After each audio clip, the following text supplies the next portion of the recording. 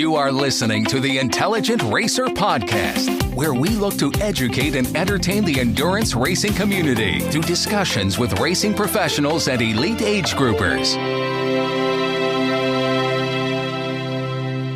In today's episode, I speak with professional triathletes Heather and Trevor Wurtele. We speak about how they got into triathlons and talk about some key races, including St. George 70.3, which Trevor will be racing professionally and myself as an amateur this coming weekend. I hope you enjoy. Heather, Trevor, welcome to the podcast. How are you doing today? Yeah, we're doing great. Thanks for having us, Adam. So you both grew up in British Columbia and went to high school together, actually, and then you went your separate ways and reconnected and got married. Can you just talk a little bit about how you both got into triathlon and ultimately both decided to turn professional? We were both always really active as kids, doing all sorts of sports. Trevor was a cyclist when we were in high school, and pretty good one, junior national champ in Canada and stuff. I was sort of more academically inclined, but as tall as I was, played volleyball and rode varsity for the University of British Columbia and all that. But when we got back together in Victoria, we started doing adventure races together, which was pretty fun, but we didn't really like the orienteering part very much. Oh yeah, that's a challenge. Yeah, it was sort of like we were really fit and we'd be leading the race and then you'd get turned around in the woods and it was like, I don't really like this part so much. So we really liked that, kind of lit our passion for multi-sport, but we hadn't grown up swimming at all. So that was sort of the big hurdle for us getting into triathlon. But we just committed to joining a master's group and learning how to swim as adults. And then that would have been about 2004. We both did our kind of first really small triathlon in 2004. And then a couple of years, 2004, 2005, just did it purely for fun. 2006 was more, we were a little bit more focused on competing in our age groups. And then just slowly got better and better. And Heather won Ironman Coeur d'Alene in 2008. We both still had jobs and we were living in Victoria. And then by the end of that year, we were kind of like, well, let's just commit to it and sell everything. So we sold our condo in Victoria, planned to quit our jobs, lived out of the RV to save up a little bit of money for a couple more months. And then February 2009, we just kind of dropped everything and committed fully to triathlon. And it's been great. I mean, it's been, the first couple of years were a little, I don't know if we're going to last too long here. It's hard to make money when you're, really, at that point, we were just living off of prize money. So right. Maybe a couple small bonuses, but there was no company paying us a yearly salary or anything like that. So yeah, it was definitely a learning curve too with, okay, now we're full-time athletes, sort of how much do we train? How much we were living out of the RV? How much do we move around versus, stay in one spot and really focus on, training in a given area and all that. So all those things took a little while, and definitely some lean times where we were living off of like lentils and pancakes and barking on the street. But then in, I guess, 2010, Heather won St. George. When it was a full Ironman. Ironman. And that kind of like, okay, we can make it through the year and into next year. And then, some decent sponsors started coming on board, and then, things just started getting better and better. And it's been great the last few years. Very cool. So let's dig into a couple of things that you mentioned. First of all, neither of you had competitive swim backgrounds. So how was that ramp up? I mean, so just to give you a little background about myself, I'm a amateur triathlete, but I also kind of took up swimming late in life, and it's been a struggle to say the least. And it's definitely the area that's slowest moving. And it's, as you both know, a very technique driven type of thing. So how was that learning curve for you both? And how did you, how were you able to ramp up and get to the point where you're like, okay, I can be competitive professionally? Yeah, initially, we weren't so bad that we were swimming 35, 40 minutes and a half. So we were both right around 30 minutes or so. We were never swimming over a full hour Ironman. That was like... Oh, that's nice. I wish. Yeah. Yeah. So we jumped in the pool and kind of committed to training with a master's club. And that got us to that level where we were able to swim 30 minutes and a half, about an hour in a full. And then it took a while for a chunk of time to come off. And maybe a couple years till we got to the 56, 57 minutes for a full and 26, 27 minutes for a half, something like that. And then kind of stagnated there for a while. And then another chunk fell off, and it just kind of it happens in spurts and little jumps and starts like that where you have this breakthrough and you knock a couple minutes off your time, and then it just kind of hangs there for a couple of years. You're like, man, I've been working harder than I was before. What's going on here? Yeah. Do you think a lot of it has to do with just time in the pool and just, over time you get that feel for the water and muscle memory, or were you both really working on specific technique as well? Honestly, I think a big part of it is just time in the pool. I mean, of course, if you're surrounded by a group or people that are just brilliant technicians and can give you the right feedback at the right time, probably learning curves could be accelerated, or just as an adult, it's harder to be aware in the water. It's funny, like we both have pretty good, I feel like, muscle awareness, done lots of sports, but still making those connections with what you think you're doing in the water and what you're actually doing. It's amazing how long it.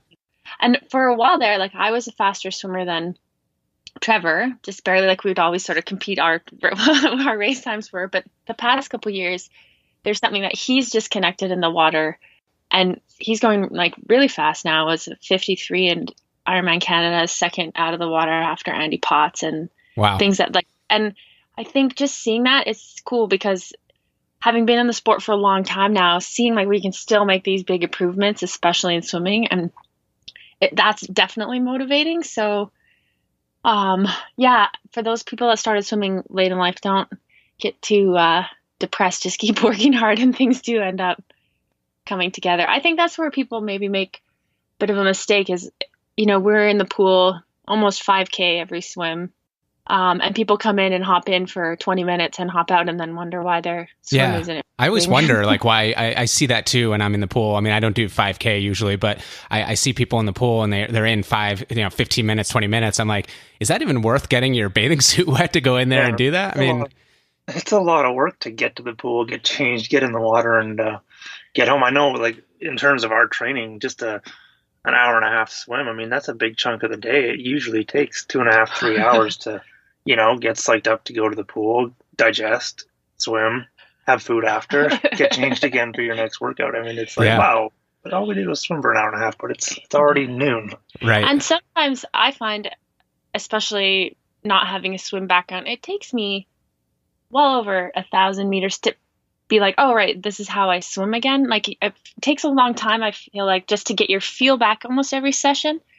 So I think that's something where people, like they think, I don't feel very good, I'm just going to stop because these aren't good strokes. But sometimes it takes, like by the end of a long workout, for me to be like, oh, okay, now I'm really feeling like I'm moving well. And this is how I'm, connecting the strokes. So that's another thing to think about. Yeah. So another thing you mentioned was your RV, and I know kind of that's one thing that's notable about both of you is, obviously you spent time in the RV and living there, but do you both still live in the RV? Do you take it? I'm just curious what the race lifestyle is. Do you take it to races? Do you take it to different locations to avoid winter to train? I'm just curious. Yeah, the latter there. So that's kind of the main thing we've been using it for, is getting out of the Canadian winter. So we're in the RV right now. Yeah. Okay, cool. We're in the RV now, but for 6 years we were in the RV, and that's it. Up until 2014, 15. Yeah, February 2014, we bought a townhouse in Kelowna, British Columbia. So now we just use the RV to get out of winter and maybe go to a local race that's reasonably close by and stuff like that. Yeah, definitely not full time anymore. 3 months is about as much as we can handle. Yeah. When you commit to it and it's all you have, then it's fine, right? Because that's what you're committed to. But when you have an actual home and you're like, I really want to have a nice shower and a bigger bed and more counter space, it gets a little harder. Yeah. It's amazing what you get used to, though, because I mean, I live in New York City, as I mentioned before we got started, and I'm used to a small little apartment. So, when people come and visit, they're like, how do you live there? I'm like, it's home. I'm used to it, but if I moved to somewhere larger, then I'd be like, oh, wait a second. Yeah, totally. You definitely get used to it. Yeah. And when you're not thinking of other things, like, I mean, because we have the place in Kelowna, we're like, well, we don't really have to be in the RV right now. Whereas before, that was kind of, we committed to it, and like it was our dream. We were following our dream to be professional triathletes. So that's just kind of what we did. We didn't really think about, oh, we need more counter space, or we want a bigger bed. It's just like, oh, well, this is us. Yeah. Yeah. And actually, it was really freeing to realize how happy you can be and how little you can have and live quite well, like, oh, all we need is 2 plates and 2 forks and and 2 knives. And yeah. And just mostly the problem is it's pretty jammed with all our triathlon gear. So it gets a little cluttered and that gets a little old sometimes. Yeah, that's so I live in a 2-bedroom place, and 1 bedroom's all triathlon gear, the other bedroom's for my wife and I. But we are expecting a newborn here in the near future, so that's going to have to change. So I don't know where all the equipment's going to go, but I hear you on that one. The kid in between some bikes and yeah, exactly. That's what I joke with my mom about, and she's like, "How dare you?" I was like, "I'm just kidding." You got a year before they have any memories, right? Exactly. So another question I had was, I believe you both have the same coach. Is that correct? Yeah, Paulo Sousa. Yeah. So how do you? I mean, do you all do any training together, or is it mainly separate, or are there certain sessions you're together and not, or since you have the same coach, I'm curious how things are structured. Yeah. Well, the way it used to work, we started working with Paulo in 2011, and it was really his main deal. He wanted to have a squad in North America that was all training together. So for quite a while, we were with a squad and a whole big group training together every day for 3 weeks at a time. And then he moved the squad out to Poway, California, right by San Diego. So there's people that live there full time all year training with him. And we used to go there and do a couple camps for 2-3 weeks at a time. But most of the time now we're just on our own, doing our own thing. And he sends us schedules once a week, and we report back and tell them how it's going. But in terms of how we train together, we swim together, Heather and I. Yeah, it's good there. We definitely are good at pushing each other in the water. And then on the bike, I mean, we often have the same workouts. So we'll head out together, do the intervals, on the same hill. And if we've got longer intervals, then we'll meet up at the end of the intervals and finish the ride together. And running, I mean, we kind of run at different paces, even when we're just out cruising. So we tend to head out together, but we'll just go do our separate runs. Unless it's really easy and we're just kind of cruising and chatting, then we'll run together. Cool. So let's talk about some races. In 2017 so far, you both were at Campeche. And one of the questions I was going to ask was, I know it was a really hot race. So I was going to ask, how do you go from Canada to there? But I'm assuming you didn't train in Canada. You had the RV, you went somewhere else. So can you just talk a little bit about how you sort of trained in the run up to that for, preparation for the heat, how you were so successful? I mean, Heather won the race, you podiumed, Trevor. I mean, an amazing day for both of you. Just talk about that for a little bit. Yeah, actually, if we were down in St. George, and while it's sunny and dry, it wasn't exactly hot. We were doing a lot of pretty chilly rides in jackets and full leggings and stuff. So a big thing that we do when we're getting ready for a hot race is we sit in a sauna. We do this protocol where we do our last hard workout of the day. Usually works well if it's a run or swim that we're at this Summit Athletic Club, and then we'll go sit in a sauna for as long as we can bear it, which is usually about a half an hour. And yeah, there's quite a few sort of online studies that show if you do things like that. And so we try not to drink too, so you get quite dehydrated and just sweat a ton. And then by the end, you be sure to replace all the sweat you've lost with water and really pound the liquids. But that sauna protocol has served us well in getting ready for hot races. So several times a week, just sitting in a sauna and getting used to a heat load like that definitely helps. Most of the winter too, up in Canada, we're indoors. So, I mean, on the trainers, doing every single ride inside. So it's pretty warm. Even like we started training in December. So we had December, January, and a couple weeks in February where every workout was pretty much inside. And you develop a bit of a heat tolerance there too. But yeah, then like Heather said, we came down to St. George, and when you're outside, and just kind of supplemented some sauna time as well. And yeah, getting to Campeche, it really wasn't too bad. We got a bit lucky that there was a bit of a breeze, so the wind helped cool you down. And wasn't as like suffocatingly humid as I imagined it might be. So that was nice. You got a bit of evaporative cooling at the race. Yeah, it's really the humid heat that can really sap someone who's not properly prepared for it. Right.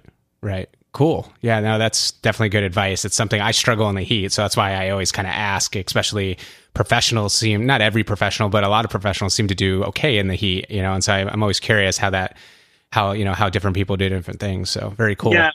A lot of people really love the humid heat, but man, it's tough for both Heather and I. A dry heat is not a problem. I mean, it can be 100 degrees and dry, and if there's a little bit of a breeze, you don't even really feel that hot. But as soon as you get into humid heat, Heather and I, man, it's tough to really push your body hard. Yeah. It's really different for half as opposed to a full as well. I feel like in a half, I don't know, you're always just sort of... Yeah, you can kind of get away with it in a half. I mean, I find for me in a half, the intensity is, I definitely can't reach that high end intensity if it's really hot, humid.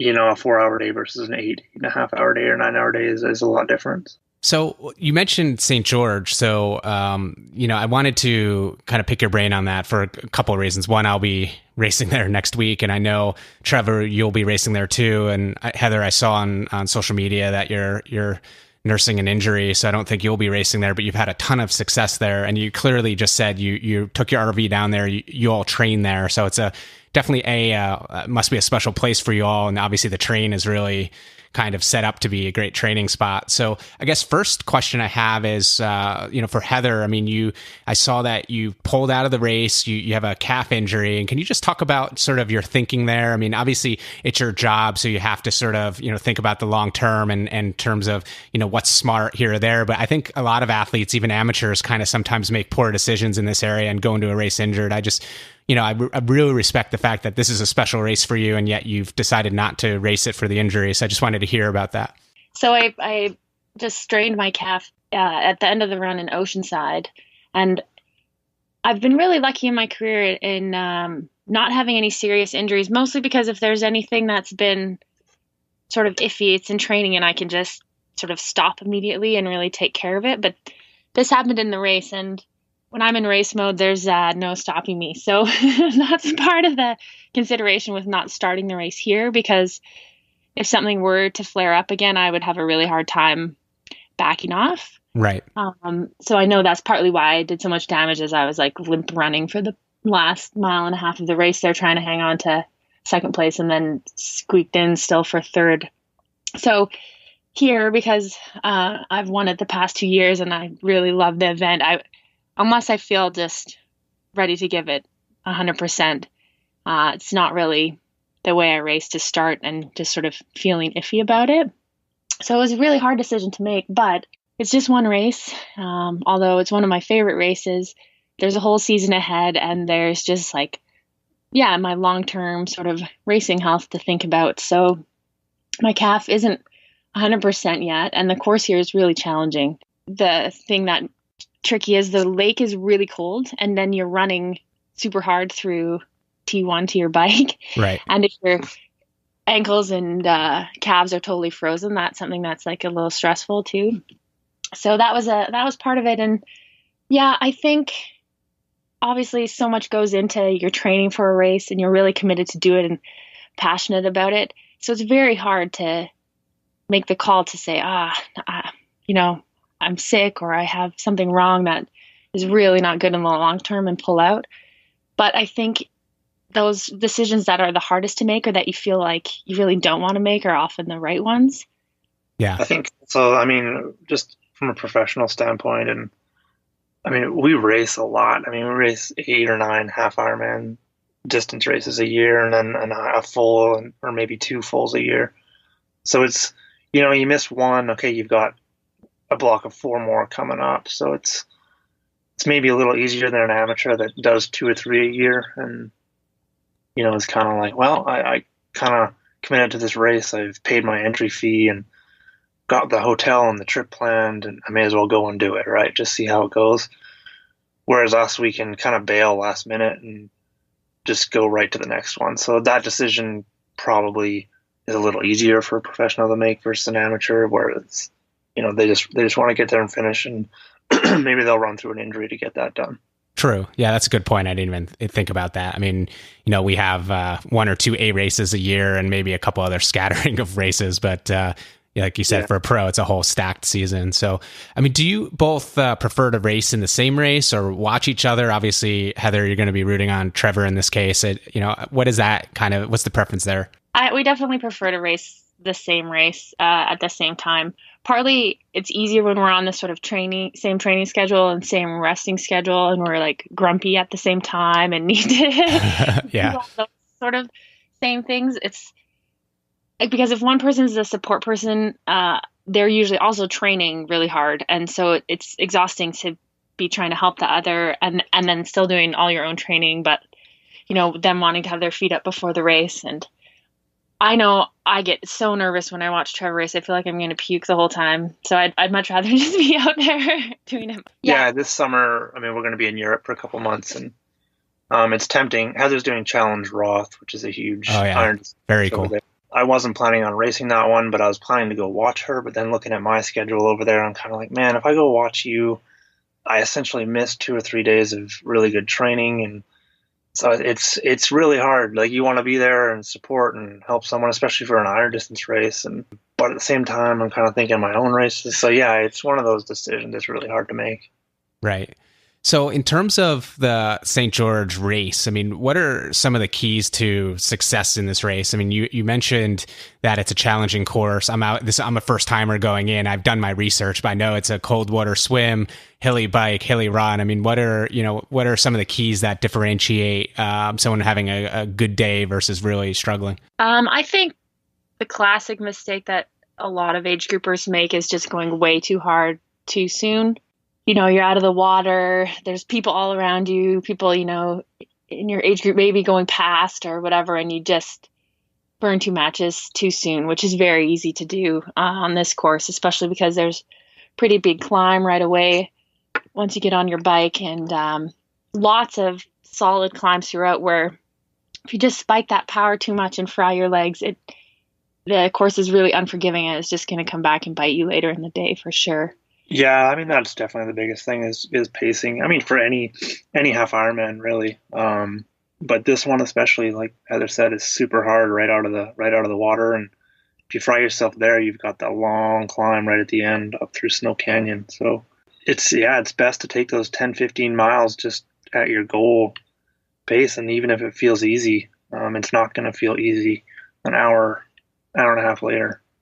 Right. Yeah, I need to definitely, I'm going to ride a little bit of the course on the bike, but also take my car out because this pass, at the end, the Snow Canyon Pass, I've heard about it, but I don't really know what it is. And I'm kind of a person who needs to have a visual and visualize things on a course before I go into it. So yeah, I mean, that's worth driving. It's beautiful. It's one of the most beautiful areas around here. They repaved the road this year, so it's super smooth, but yeah, take your car in there and go for a little bike ride. It's just such a beautiful place to ride a bike and just sit and look at the cliffs for a while. It's amazing.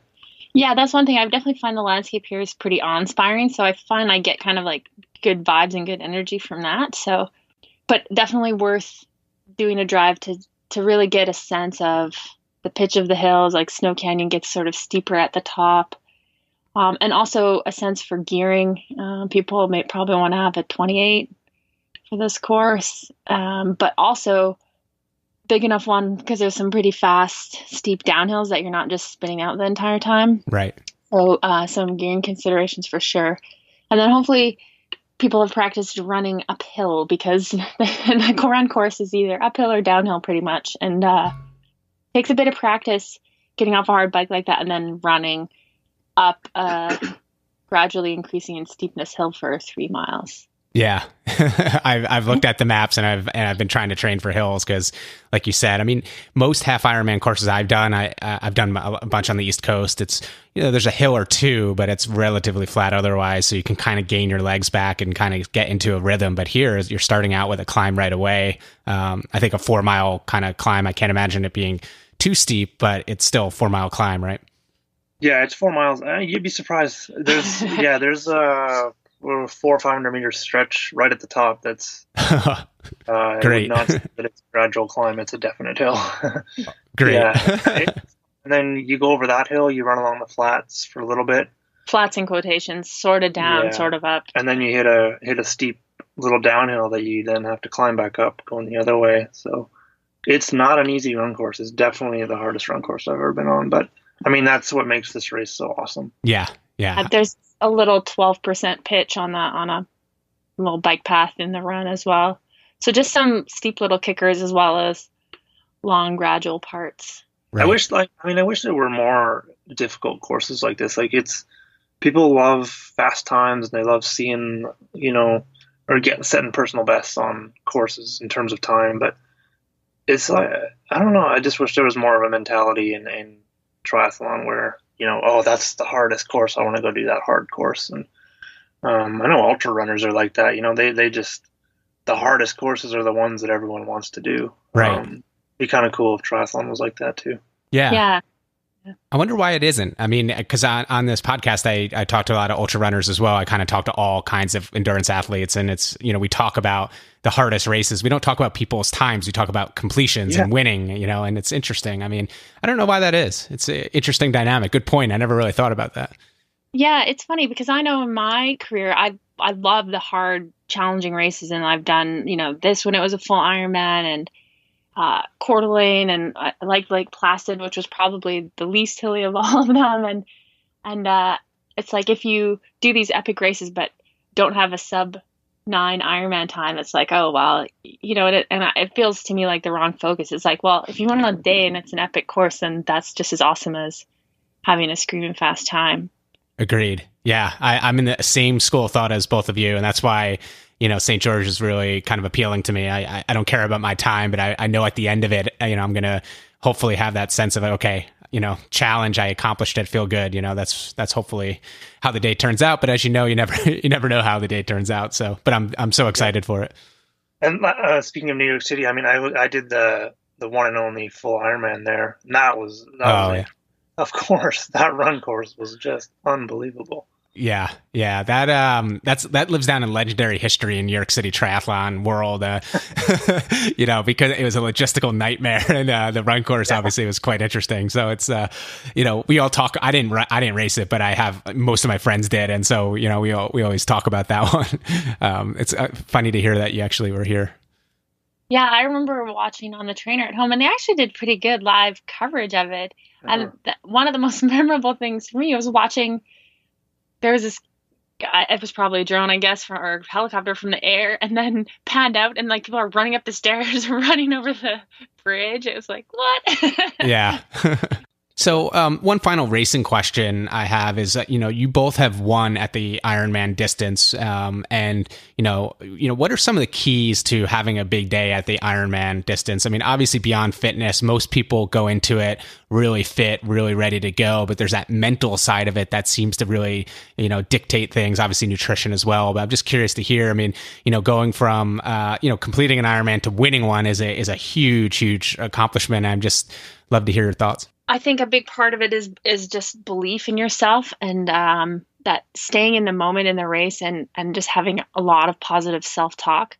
Even when you're leading an Ironman, it's a long day and it's a daunting distance, and it's very easy to just start being like, if you have a low patch, like, oh no, get wrapped up in like, I'm not feeling good here. What if, worrying about what other people are doing, and just really focusing on each moment in the race. So sort of knowing like, I know I can sustain this run pace. I know I have an aid station coming up where I can get more water. I know I can address any of these potential problems that might happen, and just keep staying positive and know you can persevere and push through.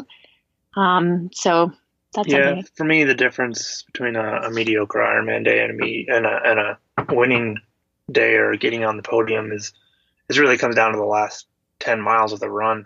Most of the day on the bike, because I'm not usually with the front group out of the water. I'm usually chasing on the bike, so I've got to expend a little bit more energy than I'd probably had planned for. And on a good day, if I can, distribute that energy properly and get to the run feeling pretty good, and then be mentally strong and physically ready for the last 10 miles, that's generally where my day goes from being great or being mediocre. It's just as we come into the final bit. I think too, success in a full comes down to a lot of self-control, because you really can't bank time in an Ironman. You can't just like go way faster than you should at any point and hope that those gained minutes then will save you later in the day, because that run is just so long. So it really is, I feel, being controlled and then being able to do a sustainable pace throughout. Right. It's really tough to be patient. I mean, it's amazing how much time you can regain and or lose in the last bit. And if you're just confident that you're going to be strong in the end of an Ironman, then it's amazing what proper pacing can do early on. Right. And Trevor, I mean, you won Ironman Canada, which, being from Canada, and I believe was that up in Whistler still at that point? I mean, yeah, that was the first year that it was in Whistler, 2013. Yeah, so I mean, and you're from BC, so that had to be really special, right? It was, yeah, and Whistler puts on they do a lot of really big events there. So I mean, just the venue is amazing, just the mountains, and the course was pretty amazing. They had to shut down one of the major highways going from Whistler out the Highway 1 to Pemberton. Yeah, Highway 1 to Pemberton. So they shut down that whole highway, and just, yeah, the whole organization, just the venue in general was amazing. And yeah, being from Canada and that race in Canada, and especially being my first Ironman win was definitely special. Yeah. So we're almost out of time here. So one final question for both of you, which is, what's on tap for the rest of 2017? Obviously, Trevor, we've talked about St. George coming up in less than a week. What else are you two looking forward to? What are the plans? Yeah, we decided to change things up a little bit this year. We love coming back to races where we have a lot of history, like St. George, because it's great to have those connections with the community and just come back and sort of see how you improve year over year. But we also have been doing sort of a very similar circuit of races within predominantly Western North America. And we just wanted to have some different experiences and different race organizations. So we're going to go over to Europe this summer and race a lot of challenge events. So we're starting out the next big one. And another part of the reason why I decided not to race here is the championship in Samarin, Slovakia, the half iron distance championship on June. And then I'm going to do Challenge Roth and a race in Germany. And then we're both going to go do Iceland, which I did for the first time last year and was totally amazing. Yeah, I went on vacation to Iceland once, and I'm like, man, that would be a really cool place to race. It was awesome. The race organization was fantastic, and just it had this great laid back vibe. And I would recommend it to anyone. Cool. Trevor, how about yourself? Pretty similar schedule, a couple different races. I'm not doing the Challenge Championship in Slovakia, and I'm not doing Challenge Roth. But there's some other challenge races over there, all half distance. So we're both doing 4 races in the June-July time period over in Europe. And Challenge has a really good European Pro overall series. So you score points at each of those races. If you finish in the top 5 at the end of the year, it's a pretty decent prize money payout. So we'll see how we're doing after those 4 races in terms of rankings, and then end of year, if we're looking like we can be in the top 5, we'll go back and put in a couple more challenge races to hopefully score high in that ranking. So no plans to go to Kona this year. We want to take a complete break from that. But we're focusing on also the ITU Long Course Worlds, which is in Penticton, BC, which is just an hour south from us in Canada. So that'll be exciting. And then 70.3 Worlds for me as well in Chattanooga. Yeah. But then, we have the Fall Open, which is really nice for a change, and do some different races, and then possibly refocus again on Kona the following year. Very cool. Well, Trevor, I wish you the best of luck at St. George. Unfortunately, I'm in the second to last wave, so based on my math, you'll probably be done before I even hit the run course. But so I won't see you out there, but I will be cheering anyway, and wish you the best of luck. The way this course works actually is when we're about halfway through the run, we end up seeing a lot of age groupers on their bike as they're riding uphill. So okay. I remember every year running and getting a lot of cheers from people riding their bikes as we're, running almost the same pace as they are. I didn't realize the run course and the bike course kind of overlap like that. That's cool. Okay, awesome. Yeah. Well, yeah, good luck to you too. Have a great race. You'll enjoy the venue. It's amazing out here. Thank you. So Heather and Trevor, thank you so much for your time today. Our pleasure. Thanks for listening to the Intelligent Racer Podcast. For more information on this and other episodes, please visit www.intelligentracer.com. Also, be sure to check us out on social media, and please review us on your podcast directory. Join us next time for another edition of the Intelligent Racer.